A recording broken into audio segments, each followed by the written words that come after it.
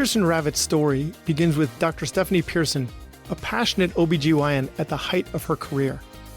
But when a shoulder injury struck during a precipitous delivery, her dreams were shattered, leaving her unable to practice medicine. Determined to make a difference, Dr. Pearson became an advocate for her peers, guiding them through the complex disability process. Alongside insurance expert Scott Ravitz, Dr. Pearson founded Pearson Ravitz, a company determined to approach insurance differently.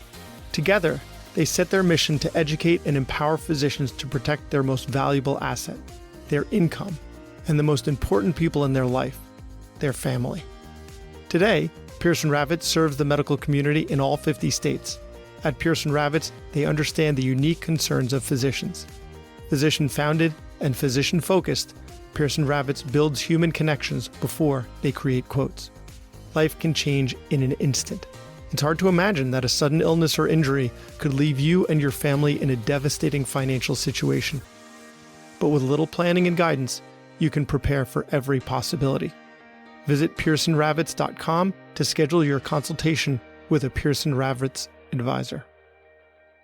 This is another two-parter, so make sure to check out parts 1 and 2. Conflict resolution. Physician to physician, physician to staff, to patient, to anyone. Learn a framework for resolving conflict. Hey, this is Brad Block, host of The Physician's Guide to Doctoring. This is a personal and professional development podcast for physicians where we have experts on the show that try to teach us everything we should have been learning while we were memorizing Krebs cycle. Welcome back to the podcast. On today's show, we have Dr. Lee Sharma, and we're going to be talking about conflict resolution and mediation. She's a gynecologist who's been in private practice in Auburn, Alabama since 1997. Her parents, both physicians, exemplified intelligence and compassion in their art and are significant influences for her both professionally and personally. She holds a master's degree in conflict resolution, and that's why she's on the show today. And she's worked with hospitals and medical practices as a mediator. Dr. Sharma has worked for over 30 years and is an advocate for patients through local, state, and national medical organizations. Her husband, also a physician and children, chemical engineer, and first-year law student, have been her greatest cheerleaders as she continues her work in health policy, advocacy, and conflict management. Dr. Sharma, thank you so much for being on the podcast. Thank you so much for having me, Dr. Block. I'm so excited to be here. So let's get right to the heart of the matter. Why is it so important for physicians to be adept at conflict resolution? The biggest thing that we can say, and I think it's something that's becoming more and more studied, is the fact that the conflict that happens in our health workplace directly affects the quality of care. And there's so much interesting research. There's a beautiful study that was done in Geneva, Switzerland, where they looked at internal medicine residents, they looked at different specialties, peds, surgery, and they also looked at that interaction with nurses, nurse managers. So you had specialists in one specialty, you had them interacting with other specialists, then you had them interacting with nursing staff. And what they found was not only did conflict affect patient care on multiple indices, if you look at the different indices, the Institute of Medicine and their measures for patient quality of care, it affected all of them. But you could also look at the different types of conflicts between a chief resident and an intern, conflict between two chief residents in two different specialties, conflicts between residents and nurses, and they had different effects on patient care. When you had intraprofessional conflicts, so if you had within one specialty, those things tended to affect the level of patient-centeredness. In other words, if you had a resident and an intern that were in a conflict, they were spending more mental energy on the conflict and less on patient care.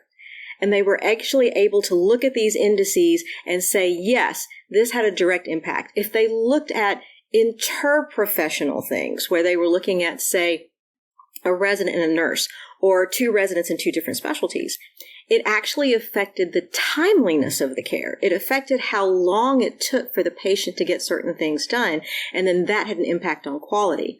So first and foremost, we want to learn how to do conflict well because we know it improves patient care. But there's definitely another reason. When we are in conflict, our mental energy, our well-being is dissipated on the conflict. We can't take care of ourselves. We have less cognitive working area to put on patient care. And so it makes that day seem longer. And when we're done, we're more emotionally exhausted because we didn't know how to deal with the conflicts that arose. If that was a conflict with a patient's family, with another doctor, with nursing staff, that conflict changed the way our day went. And so it directly affects our mental energy. So the two reasons: we want to make patient care better. We want to have nicer days at work. So those are two really good reasons for us to have this conversation. That's so funny the way that, or rather interesting the way you put it that way, because when I think of conflict resolution, like I think of stuff that gets escalated to HR.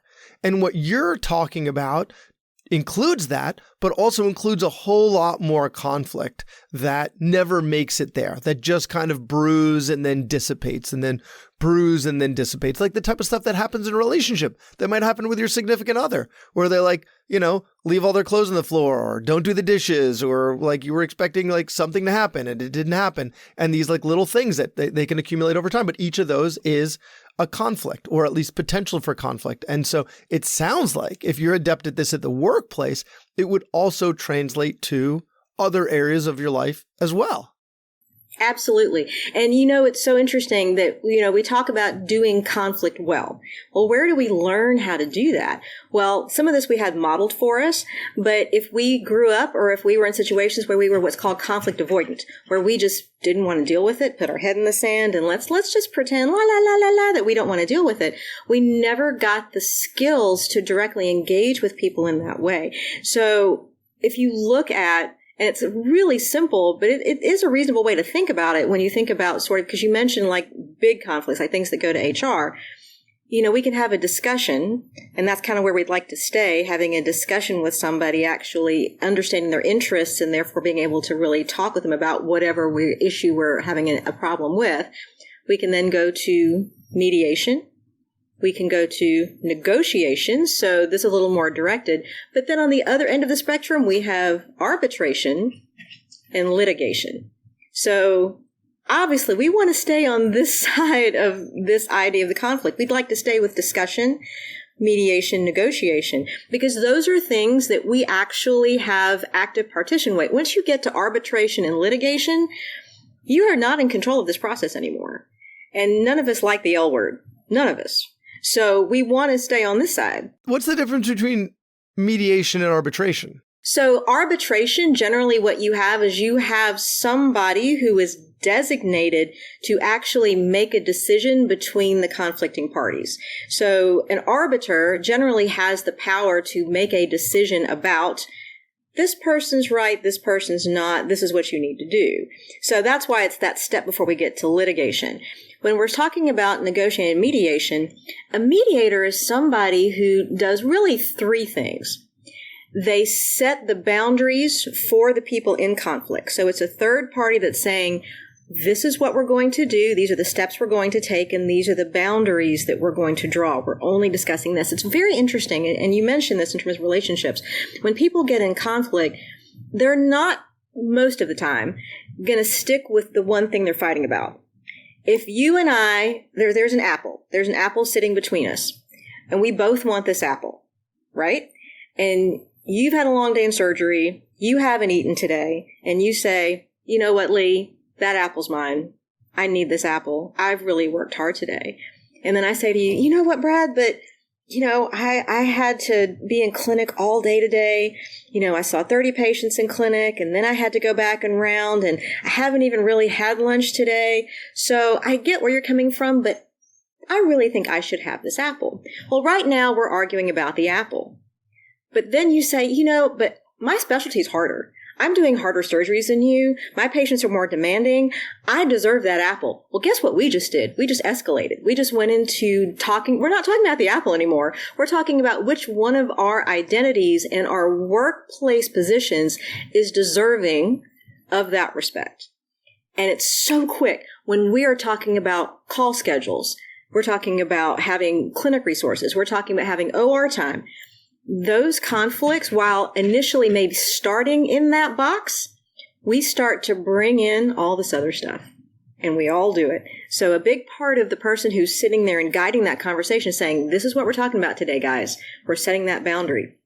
And in addition to that, when we start to bring in these identity-based things, because that's what's happening, we're starting to argue about something that has nothing to do with the apple, right? If you and I are arguing about what you're doing at work, what I'm doing at work, which one of us is more important, which one of us deserves more of those resources, are we really arguing about the apple anymore?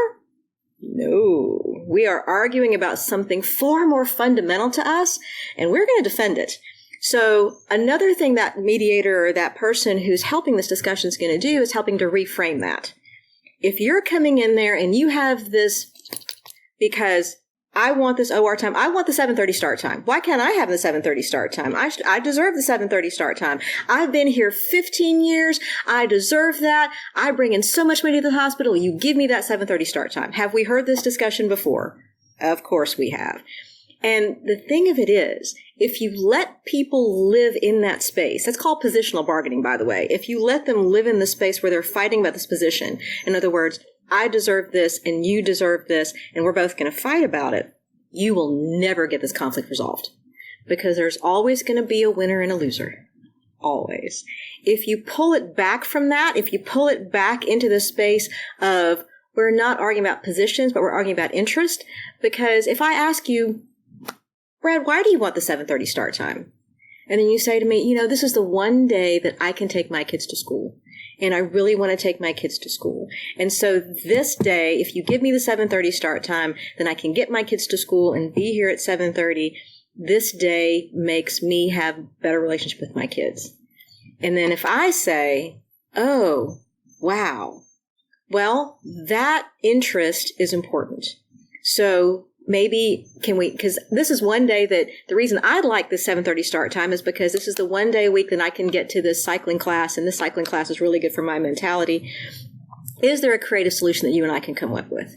Can we alternate 7:30 start times on this day? And that way you've got time to take your kids to school and I've got time to do a class. Is there a creative solution we can find? It sounds like, though, what you might be backing yourself into is like pitting someone's exercise time against someone else's time with their kids, because there might only be one 7:30 start time, right? And then which there might. And then where do you go? Where do you go from there?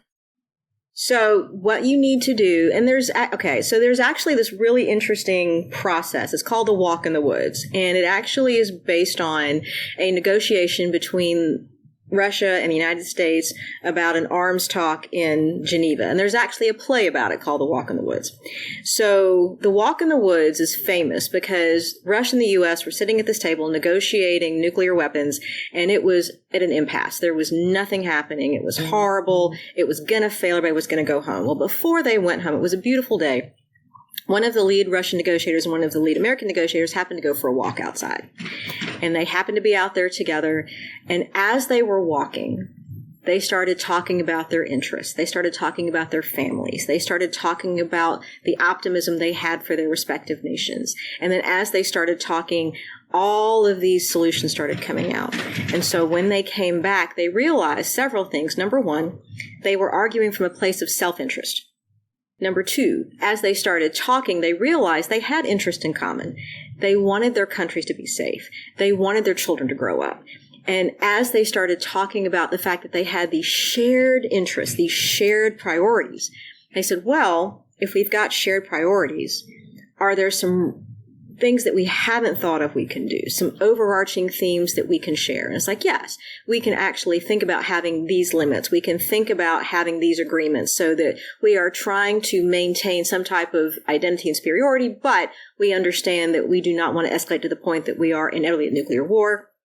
And then they were able to come back to the table and say, we have aligned interests. Now we understand that we are on the same page, and we can actually make a set of rules and a set of agreements that we both can follow. And that process of having people talk about their own self-interests. So you want the 7:30, I want the 7:30. And then we sit down and start talking about what our interests are. And then we start talking about the fact that, we both just really want to have a very efficient workday. And we really want to make sure that we both have a quality of life. You have your kids. I have my class. We want to make sure that we are on the same page. Let's think of something creative. Maybe it's not alternating 7:30 start times. Maybe it's finding if there's a separate OR, if it's a matter of putting another team, if it's a matter of shifting times to their time. Is there a creative solution that we can find that we both can have the thing that's actually getting us an aligned interest? Because ultimately, what are you and I both interested in? You and I are both interested in taking care of our patients and having quality of life.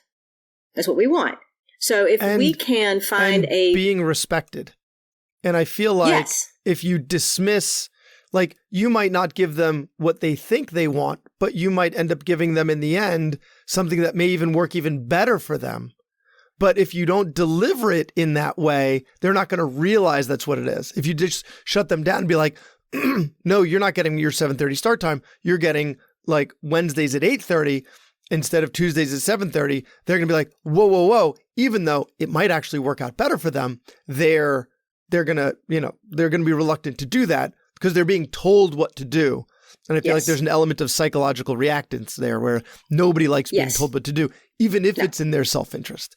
So like bringing them in and that, like coming up with the creative solutions, they're like like the shared decision-making is going to help. Yes. Yes. And that's the reason why one of the first things when you have the situation where you have two people fighting over the apple, whatever this apple form takes, that there is always that element of power. Every time you're in a positional negotiation, every time you're in a situation where someone says, I want blank and I want blank, you have to see that that's a position.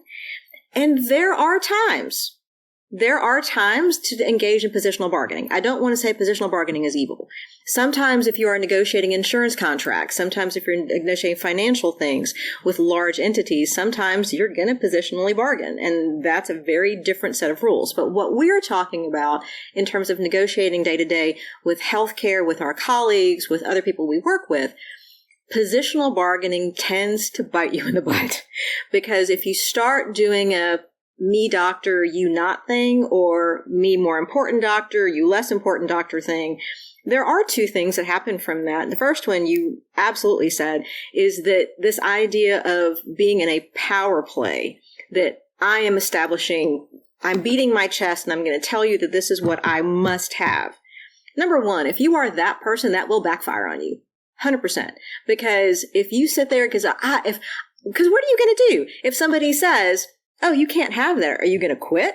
Are you going to tear up your contract and leave? Probably not. You're not going to do that. And you're going to leave that interaction really in a much more disadvantaged place to have any further conversations. So a lot of times when people walk in, because that's the only thing they know how to do, is they can walk in and say, pound their fist on the desk and say, you must give me this. Most of us really have never been taught to say, okay, I would like blank, and let me tell you why I want it. And sometimes even in patient interactions, if you're in a patient interaction and you're trying, the patient really needs X test. This patient really needs to have this, and you know it, but to walk in there and say to the patient, you need to have this test, you are now in a positional bargaining situation, right? Because you're telling the patient to do it. But rather walk in there and go, all right, so this is the reason I need this test. I need this test to know if I need to take out X. I need to get this iodine study on your thyroid, because if you have a thyroid nodule, cold nodule, then we're going to evaluate that. So this is why I need you to get this test. And once I have this result back, I can tell you I need to do this procedure. Oh, well, now you've explained to the patient your interest in having them do this procedure. And once you've gotten that interest part of it, you're moved beyond the position. You've moved beyond the pounding your fist on the desk, and you are now at the point of telling somebody, the reason I have this position is blank. You're bringing them into that. And then at that point, you can say to them, if they have an opposing, if they're not really at that level, or they're not wanting to kind of, okay, I don't want to do that. Okay, explain to me your position. Explain to me your interest in not doing this. You're not going to exert your power. It's not about you winning. And it's so interesting, right? A lot of times when we think about conflict, we think about winners and losers. We think about this person, you walk away from that interaction, I won, you lost. Everybody loses. In that particular situation, everybody lost. And to be able to reframe that into that interest conflict and say, no. If there's a winner and a loser, everybody lost. And you didn't just lose this time. You're going to lose again and again and again, because if you see that person have that interaction again, guess what? You haven't forgotten the previous interaction. You're going to lose again. Well, one of my questions was going to be, how do you define success and failure with conflict resolution? And it sounds like you answered that already. You answered that. Is if like everyone kind of gets to the same page together where everybody kind of feels like it's resolved rather than having a winner and a loser. And actually, it's interesting because this has come up in podcast interviews before about negotiating contracts. Mm-hmm. Whereas if you view it as a winner and a loser, then you're coming from the wrong perspective. If you come at it was, right, well, I want you to hire me and you want to hire me. Let's get to a place where we can both agree on mm-hmm. that, rather than, mm-hmm. These positions of opposition.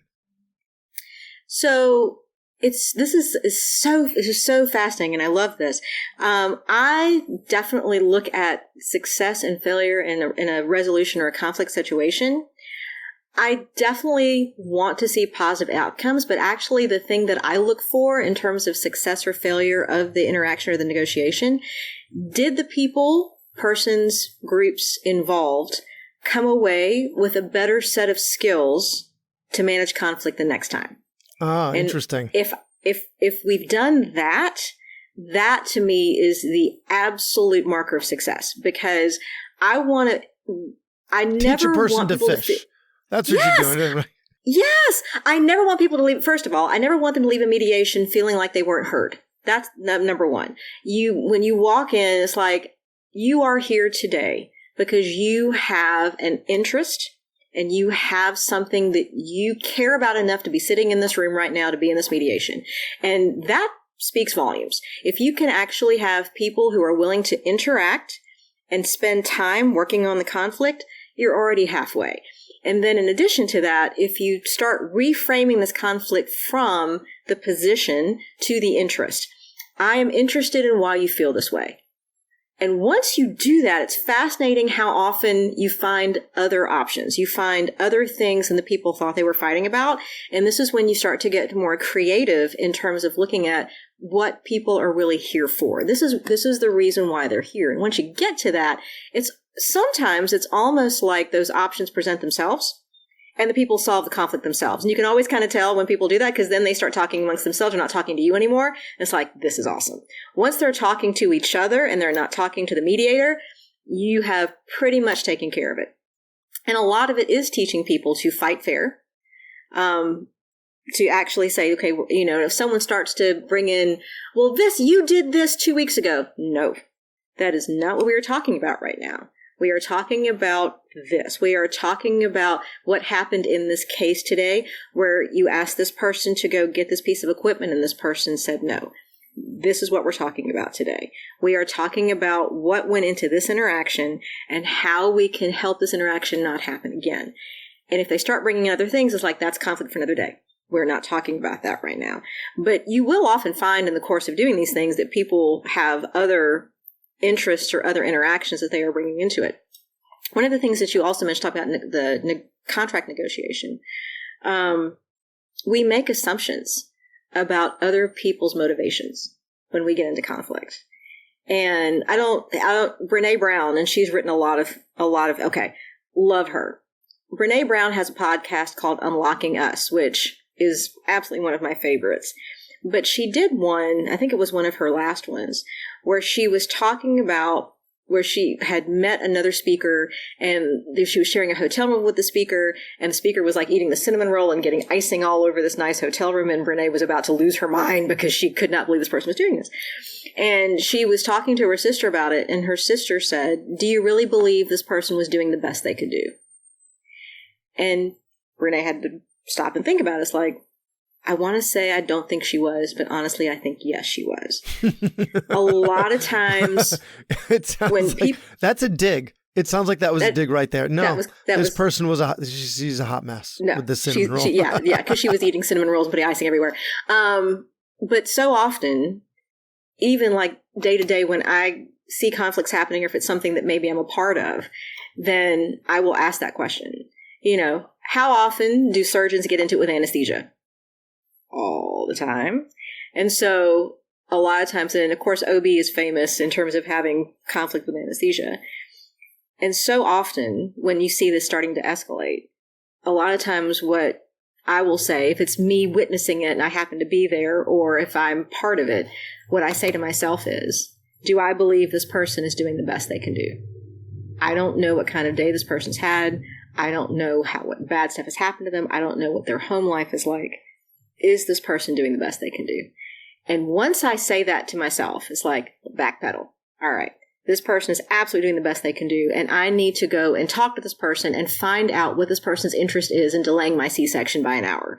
And once I get to that, I'm not making assumptions anymore about this person's a jerk and just wants to delay my case because he's awful and I don't like him, and he's obviously trying to make my day worse by delaying my C-section. I don't know that. I don't know that at all. I don't know what else he's got going on. And so if I make that assumption of he is doing the best he can do, it gives me the space to go and talk to him and go, hey, dude, I don't know what your day is going. I don't know what's going on, but I really do need to know why you need to delay my C-section. I got D cells back here. Tell me why you want to delay my C-section. And then if I say, oh, well, and sometimes it's miscommunication. It's like, oh, I didn't hear that the strip was bad. I'm like, no, dude, the strip's bad. It's like, well, let's go. I'm like, cool. But the fact that I didn't make the assumption that he's just trying to screw my day over is what allows me to have the ability to go and talk to him. For someone to do. It would. But sometimes we get in our own heads, and that's the story that we have. Is like, they're just trying to mess with me. Yes. Yes. And that's why that phrase of, is this person really doing the best they can do? Is that nurse doing the best she can do? Is my colleague doing the best he or she can do? If I say that to myself, it gives me a space to, okay, throttle down. Let's go ahead and approach this person. Let's get the real story. Let's communicate. And when we talk about communication, we talk about this, communication is so important. Communication is so important. This is how we improve patient care is communication. That's absolutely true. But we need rules, and we need to learn how to do it well. It sounds like you're giving people a lot of space there. Is this, and also you're giving people maybe not enough credit. Like, is this the best this person can do? And it sounds like you're giving them a lot of opportunities to not do such a good job. You're being really lenient. And is that really, are these people really doing the best that you can do, or you're just kind of like, give them a little space? I think, and I really do think this, I would say maybe 5 times in my career, and it may be different for other people, I have legitimately come across people who were not at all engaged in the process of patient care, but who were in that job. And when you see that and you ask yourself that question's pretty easy to answer. And there's nothing wrong if you ask that question and say to yourself, is this person doing the best they can do? And the answer is no. No, I have asked for this 5 times. I see you sitting here not responding. Then I'm going to go find your boss, and then I'm going to say something because now you're affecting patient care, and I'm not going to have that. I think the majority of people we get in conflict with, part of the reason they're engaging in conflict with you is because you both care about what's happening. And the vast majority of the time, the people who we're fighting with care. We just have a hard time getting our goals aligned. And most of the time, I think they are, because we care about patients. We care about having quality of life. We care about having lives outside of work. And we know the more efficiently we do our jobs, the more efficiently and the better our quality of life will be outside of work. I have been very blessed, I think, in terms of the majority of people I come in contract with really are. Now, I will say this, and I'll tell this one story. The one time that I remember, I have had probably 2 instances where I had people that I witnessed absolutely did not care one bit. And that's not a conflict to me. I guess I think about conflict as people who are fighting directly. I think when I'm holding somebody accountable for doing their job. I don't see that as a conflict necessarily. Well, it depends on their response. Right. Because if they push back, it's conflict. And if they acquiesce, then it's not. Right. And if they push back and it's like, this is something I need you to do. Yeah. I may still ask the question, is there a reason this is not happening? I may still seek to understand, but instead of sitting down and having this interest-based discussion of 5 minutes, I'm probably going to go find their boss, or I'm going to make a phone call and say, this happened and this can't happen again, and this is why this can't happen again, because my patient suffered as a result of this. So I do think that there's going to be times that you're going to have people that you're going to have to set a standard. Mm-hmm. And if that standard is not being met, if we're not engaging in conflict, if it's me saying, I need you to do this now, and you're not doing it, I think that's different. But I also think it's one of those things that like you can tell when somebody is really trying to do their best and really trying to get something done, and somebody who just really could care less. I think you can tell. I think we all have that. And I think have you had that happen a lot where you feel like you've come in contact with people that really could care less about doing their jobs that you've really had to push or you've really had to call them out on? Yeah, I have that. Okay. How do you get this person think invested the way that you're invested? And I think just sometimes they're just not invested. Right. And there might be a bunch of reasons for that. And I think it's important to figure out why, and then you get them invested. It might not be because they don't care about this patient. There might be a whole bunch of stuff, as you said. You don't know what's going on in their life. Right. But I think that's often that's been the reason. Is just lack of investment in whatever's going on. And so then they don't care. And I think that's where you have an opportunity, because I think if you find somebody who really is in that space of they are not invested at the level that really they should be for whatever they're doing, I think that is a great opportunity to absolutely express an aligned goal. I'm trying to align you with the goals that I have. And so if my goal is I would like to have this patient up and walking tomorrow because I know the more she walks, the less atelectasis she's going to have and her temperatures are going to go down. And if I find out that no one's walking her, to go and find the nurse and find the patient care tech and go, okay, guys, this is the reason why I really need this happen today, because I want this patient to be afebrile and she's going to recover faster if we get her up and get her walking. And so I need you guys to walk her 3 times a day around the hall. And if I have brought them in and explained to them, I'm not just telling you to tell you, this is the reason why I really need this done, And if I'm still feeling like I'm not feeling it, it's like, so tell me what your goals are for this patient. Tell me what you want to see this patient do today. And they might look at you a little bit. It's like, no, tell me what you want. She's your patient too. Tell me what you want to happen with this patient today. It's like, do you want this patient to stay in house for 3 days, or do you want them to go home in a day and a half?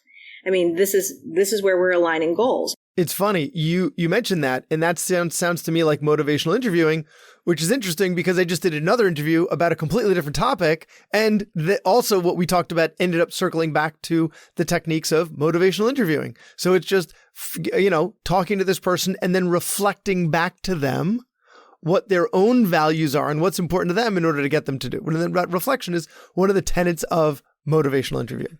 That's awesome. And I think it also too, you're bringing them into that team, into that circle of, we're here together, guys. And this is what we all want the same thing. This is how we're going to do it. And then I think that ability to, like you said, to motivate somebody in that way into the sense that you've brought them into the team, it's so empowering for that person. And then when you circle back and go, hey, that patient had a shorter hospital stay and a better recovery because of you. Thank you for doing that. They'll walk every single patient on the floor that day. Oh, yeah, absolutely. That was part 1 of 2, so make sure you stay tuned for part 2. And now a final word from our sponsor. At Pearson Ravitz, they understand that life can change in an instant. It's hard to imagine that a sudden illness, injury, or catastrophic event could put you and your family in a devastating financial situation. Physician-founded and physician-focused, Pearson Ravitz builds human connections before they create quotes. Visit pearsonravitz.com today and embark on a journey of safeguarding your future. Thanks for listening. I have a favor to ask. You listened to the episode until the end, which means you either fell asleep or you really liked the episode. So please share it, or like it, or comment on a social media post, or write us a 5-star review. Something. It would really help me out. And maybe what you learned from this episode can help someone else too. The views expressed in this episode are those of the interviewer and interviewee and don't represent the views of their employer or even their significant other. Even though the magic of podcasting make it sound like I'm talking directly to you. This is not a doctor-patient relationship, and this is not medical advice, or financial advice, or really any advice. Thank us again for listening to The Physician's Guide to Doctoring.